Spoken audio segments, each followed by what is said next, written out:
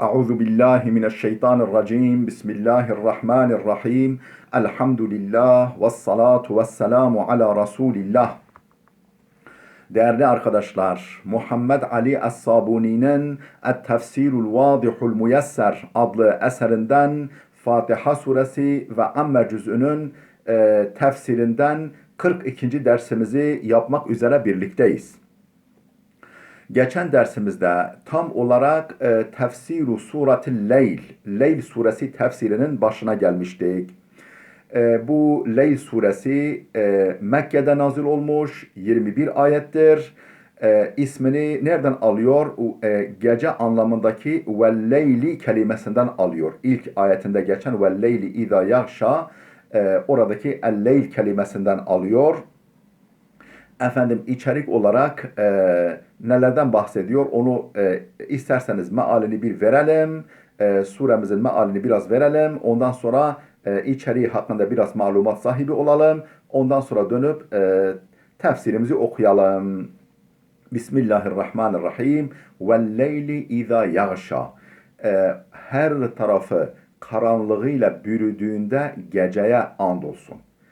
Daha ve nehari gündüze de izâ tecella aydınlığıyla efendim ışıl ışıl ortaya çıktığında efendim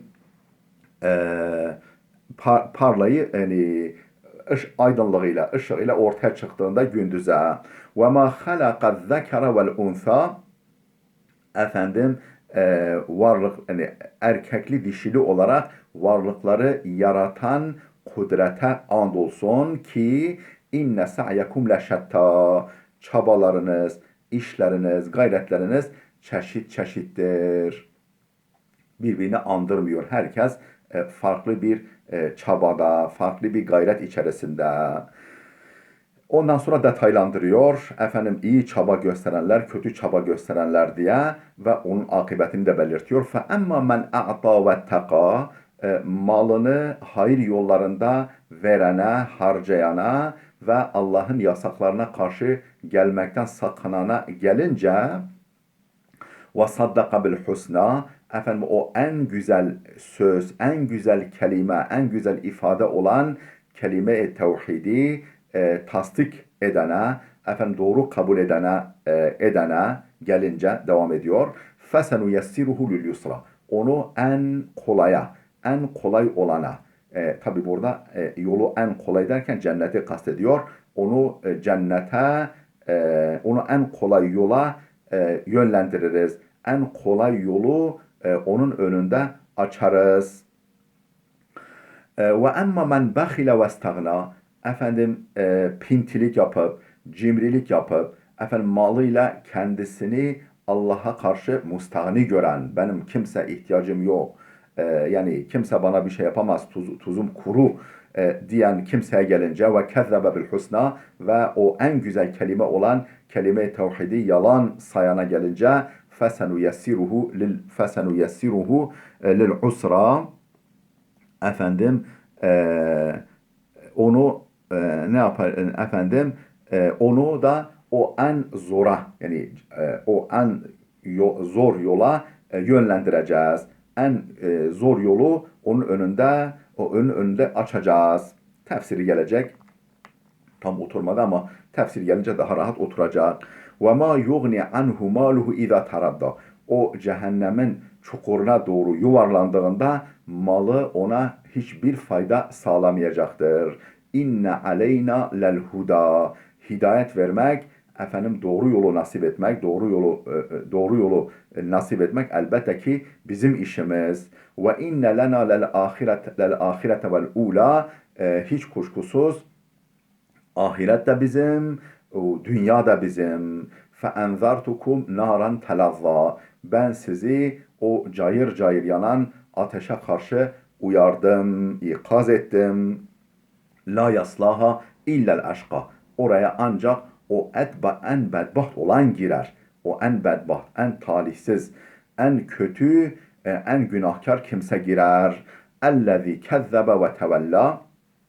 O eşka ki, o en bedbaht kimse ki efendim hakkı yalanlamış ve yüz çevirmiş. Ve seyucennebuhal etqa, ondan o en takvalı, hassasiyetle Allah'ın emir ve yasaklarına karşı gelmekten sakınan kişi ise o cehennemden uzak tutulacaktır. Cehennemden korunacaktır. Vel ellezî yu'ti mâlehu yetezekka, o en takvalı ki malını kendisini arındırmak için, kendisi aransın diye, kemale ersin diye, gelişsin diye malını verir, hayır yolunda harcar. وَمَا لِأَحَدٍ عِنْدَهُ مِنْ نِعْمَةٍ تُجْزَى, hiç kimsenin onun boynunda ödenmesi gereken bir hakkı yokken, yani kimsenin onun üzerinde bir hakkı olmadığı halde malını sırf arınmak için, temizlenmek için, kemale ermek için harcayan kimseye gelince illa ibtiga vechi rabbihil a'la, peki malını niye veriyor o zaman? O en yüce olan Rabbinin rızasını aradığından dolayı, o rıza ilahiye ermek amacıyla, ve lesevfe yarda, o ileride gelecekte, yani ahirette hoşnut kalacaktır, memnun kalacaktır bu yaptığı işin sonucundan, akıbetinden dolayı. Bu şekilde suremizin tamamının mealini verdikten sonra ve içeriği hakkında da böyle bir genel bilgi sahibi olduktan sonra şimdi dönüp tefsirimizi okuyalım. Bismillahirrahmanirrahim. وَاللَّيْلِ اِذَا يَغْشَى وَالنَّهَارِ اِذَا تَجَلَّى وَمَا خَلَقَ الذَّكَرَ وَالْاُنْثَى, yani geceye, yani her karanlığıyla her tarafı bürüdüğünde geceye ışığıyla, aydınlığıyla tamamen ortaya çıktığında gündüze ve erkekli dişili olarak mahlukatı yaratan o yüce kudrete andolsun. Ey uksimu billeyli izâ gatta bi zulmetihil kevne ve setera bi şebahihil muhifil vücude vel halika. Ey yani uksimu billeyli, geceye yemin ederim, geceye kasem ederim. İzâ gatta bi zulmetihil kevne, karanlığıyla tüm varlıkları, yani kevni, tüm varlıkları bürüdüğünde, ve setera bi şebahihil muhifi el vücude vel halikata, varlığı ve mahlukatı o ürkütücü, korkutucu karanlığıyla örtünce geceye kasem ederim, yemin ederim. Ve uksimu bin nehari iza eşraka ve adaa. Parladığında ve ışık saçtığında gündüze de yemin ederim. Ve tecella bi nurihi sâti'i, o parlak nuruyla ışıl ışıl aydınlandığında gündüze, فَاَنَارَ الْكَوْنَ وَالْوُجُودَ, varlıkları, yani kainatı ve varlıkları nurlandırdığında gündüze de yemin ederim. وَاُقْسِمُ بِالْاِلَٰهِ الْقَادِرِ الْعَظِيمِ, o büyük ve kadir olan Allah'a da yemin ederim, ilahe ma'buda da yemin ederim ki اَلَّذِي خَلَقَ الْاِنْسَانَ نَوْعَيْنِ, insanı iki tür, iki sınıf halinde yaratmış, iki cins halinde yaratmış. Zekaran ve unsa, erkekli, dişili, min nutfatin mehinetin, çok basit, görünüşte çok basit, çok önemsiz, değersiz bir spermden, bir nutfeden, bir meniden. Ki bütün bunlara yemin ederim ki inne sa'yakum leşetta, hiç kuşkusuz çabalarınız, işleriniz farklı farklıdır, birbirinden ayrıdır. Hâzâ cevabul kasem. Yani yukarıdan beri bazı varlıkları yemin etti ya, bu işte o kasemin cevabıdır. Yani bunun için yemin etti, bunu vurgulamak için yemin etti Allah. Ey inne amelekum eyyuhen nas, yani ey insanlar, sizin amelleriniz, işleriniz muhtelifun ve muftarikun, farklı ve değişiktir. Kema enne cezaakum mutebayinun, tıpkı bunun sonucu olarak alacağınız karşılığında farklı olacağı gibi. Yani bu işleriniz farklı farklı olduğuna göre onun karşılığı da farklı farklı olacaktır. فَمِنْكُمْ مُؤْمِنُونَ وَمِنْكُمْ kafir. Yani nasıl işler farklı farklı oluyor?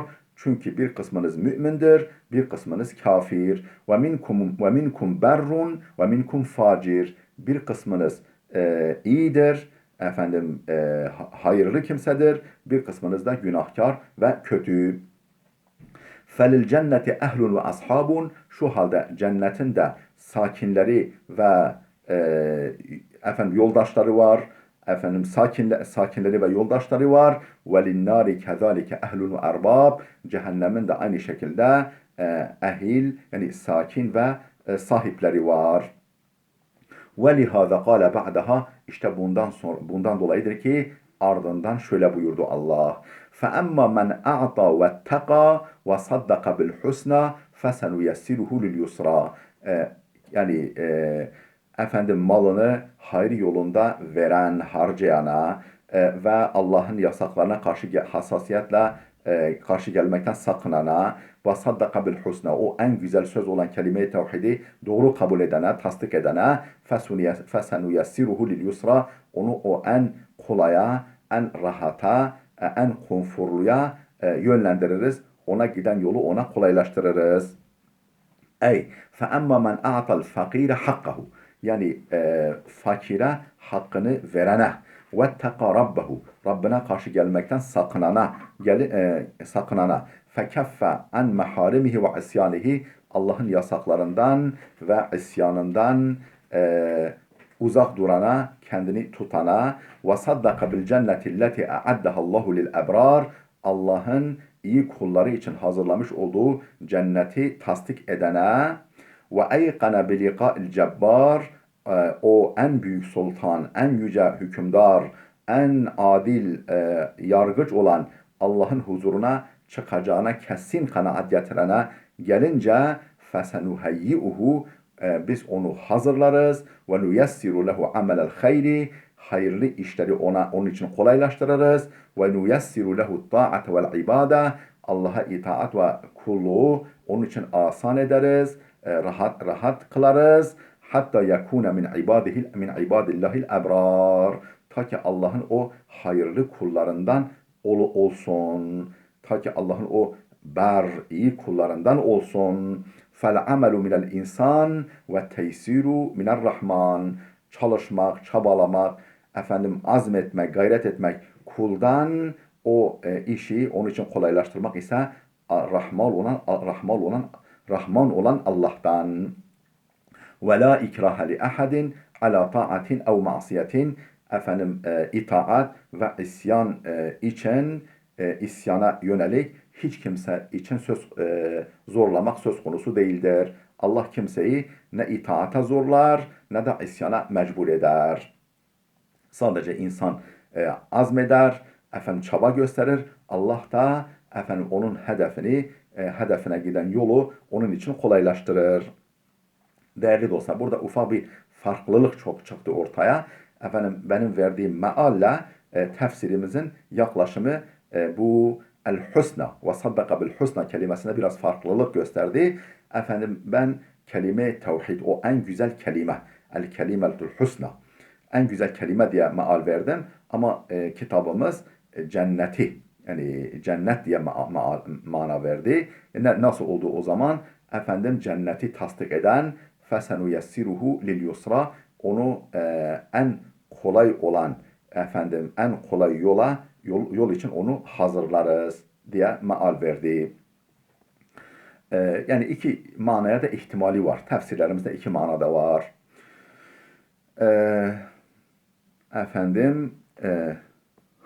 Şimdi ve emma men bakhile ve istagna ve kezzebe bil husna fesenuyessiruhu lil usra. Bakıllık, pintilik, cimrilik gösterene gelince vestagna ve kendisini malıyla mustagni yani Allah'a karşı ihtiyaçsız görene gelince ve kezzebe bil husna işte o kelime-i tevhidi veyahut da cenneti yalan sayana gelince fesenuyessiruhu lil usra onu en zorlu yola, en çetin yola hazırlarız. Bakın bizim tefsirimiz nasıl yaklaşacak. Ey ve emma men bakhila bi infaqi malihi malını hayır yolunda harcamakta pintilik gösteren ve lem yu'ti hakkal fakiri vel miskin fakirin ve miskinin yoksulun hakkını vermeyen şuhhan bihi ve buhlen hayırsızlığından, bahilliğinden ve pintiliğinden dolayı vestana anallahi ve an sevabihi Allah'tan ve Allah'ın mükafatından kendini müstahni gören, ben Allah'a da ihtiyacım yok haşa, onun mükafatına da ihtiyacım yok diye böyle kendi mustahını görene gelince ve kezzebe bil cenneti ve naimiha cenneti ve cennetin nimetlerini yalan sayana gelince fesenuheyyi'uhu lil haslati şakkatil muaddiyeti ila hayatul usur fesenuheyyi'uhu onu hazırlarız lil haslati şakkati o meşakkatli haslet için meşakkatli, zorlu nitelik için el muaddiyeti ile hayatul usri o en çetin hayata vardıran, o en çetini cehennem hayatına vardıran efendim meşakkatli haslete onu hazır ederiz. Ve nedir o hayat-ı usur yani zorlu hayat, çetin hayat? Ve hiyel hayatu ta'isetu şakiyye o efendim bedbahtlık dolu, talihsiz hayattır. El hayatu ta'ise yani talihsiz, uğursuz, eşşakiye o bedbahtlık dolu, şakavet dolu hayata. Elleti tentehi bi sahibiha ilel cehim. O hayat ki böyle o yaşantı ki sahibini cehenneme vardırır. Semmallahu tariqal hayri yusra. Allah hayrın yolunu en kolay anlamındaki yusra diye adlandırdı. Leenne akibetehel yusru. Çünkü sonucu kolaylıktır. Sonucu asanlıktır, rahatlıktır. Ki o sonuç ne? Ve hiyel cennetu darun naim. O nimetler diyarı cennettir. Ve semma tariqa şerri usra. Efendim şer yoluna da Allah el usra diye yani adlandırdı. Leenne akibetehel usru. Çünkü onun sonucu çetinliktir, zorluktur, meşakkattir. Nedir o akibet? Vehye duhulul cehim. O kızgın alevli cehenneme girmedir. Haraca Resulullah fi cenazetin. Resul-i Ekrem aleyhissalatü vesselam bir cenaze için çıkmıştı. Bir cenaze merasimine katılmak için çıkmıştı. Ve ende muvaratil meyyiti efendim o meyyit, ölü kabre konulduğunda قال لأصحابه onun akrabalarına dedi ki peygamber ma minkum min ahadin illa vaqad kutiba maq'aduhu minen nar sizden hiç kimse yoktur ki efendim cehennemdeki yeri kendisi için hazırlanmış olmasın, yazılmış olmasın. Ve mak'aduhu minel cennet cennetteki yeri de yazılmış bulunmasın. Hiç kimse yoktur ki böyle bir durum olmasın. Kalu ya Resulullah. O zaman dediler ki ey Allah'ın Resulü efele nettekilu ala kitabina. O zaman biz kitabımıza kendimizi teslim edelim. Efendim hani kitabımız derken yani o yazgımıza Allah yani nasılsa cehennemdeki yerimizi bizim için yazmış veya cehennemdeki yerimizi bizim için yazmış. O zaman biz efendim kendimizi onun akıntısına bırakalım. Çaba göstermeyelim. Ve neda'al amele çalışmayı, çabalamayı bırakalım o zaman. Kale la Peygamber Aleyhisselam buyurdu ki hayır. İ'melu fekullun muyassarun lima hulika lehu. Hayır, çalışın, çabalayın. Çünkü ne yazıldığını bilmezsiniz sizin için. Fekullun muyassarun lima hulika lehu. Herkes ne için yaratılmışsa onun için hazır hale getirilir. O yol onun için kolaylaştırılır. Ama men kana min ehli saade saadet ehlinden olanlara gelince saadet yani cennet ehlinden olanlara gelince mutluluk ehlinden olanlara gelince fe yuyesseru lehu amelu ehli saade o saadet ehlinin işleri onun için kolaylaştırılır, asan hale getirilir. Ve amma men kana min ehli şaka fakat bedbahtlık ehli bedbahtlık sahiplerinden olana gelince bedbaht olacak olanlara gelince feyuyesseru li amel ehli şakave şakavet kötü yani bedbahtlık ehlinin işleri onun için kolaylaştırılır buyurdu Peygamber. Sümme kara'a sallallahu aleyhi ve sellem el ayati. Sonra Peygamber aleyhisselam şu ayetleri okudu. فَاَمَّا مَنْ اَعْطَى وَاتَّقَى diye devam eden ayetleri okudu. Burada geçen el ayete. Yani bu ayetleri Ravahul Bukhari, İmam Bukhari bu hadisi rivayet etmiş. وَمِنْ هُنَا işte buradan na'lemu öğreniyoruz ki ennel insane iza aradel hayra insan hayır murad ettiği zaman, iyilik murad ettiği zaman yani azmetti, kararlaştırdığı zaman zihninde sehhelallahu lehu Teala es-sabika. Daha doğrusu atladım satırı. Sehhelallahu lehu tarikahu. Allah o hayır yolunu onun için kolaylaştırır. Yani hayra niyet etmişse Allah hayır yolunu onun için kolaylaştırır. Ve men arada şerra, şerri, kötülüğü murad edene, irade edene gelince sehhele lehu tarikahu. Allah o şerrin yolunu onun için kolaylaştırır. Vel insanu yucaza ala amelihi ve kesbihi. İnsan ameli ve kazancının karşılığını görür. Amelinin ve kazancının karşılığını görür. La ala ilmillahi teala es-sabik. Yoksa daha önce onun hakkındaki ilahi ilminden dolayı ceza veya mükafat görmez.